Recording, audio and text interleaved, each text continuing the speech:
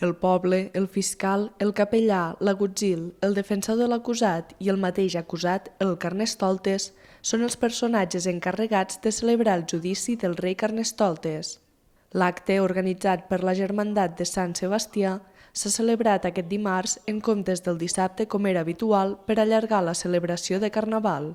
Abans de la pandèmia, el judici del Carnestoltes el feien els xicots de l'Institut Joan Brodeu. Enguany el fan els personatges, el fan diferents persones de la Seu, ja persones adultes totes, algunes del món del teatre, i bé, hem volgut fer una petita variació.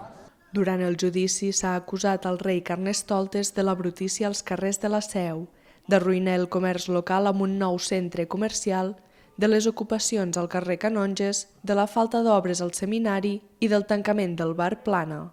La preparació, bàsicament, el que més feina ens porta és fer el diàleg, perquè el que es tracta és de recopilar tots els actes, les coses, les anècdotes que han sortit al poble durant l'any.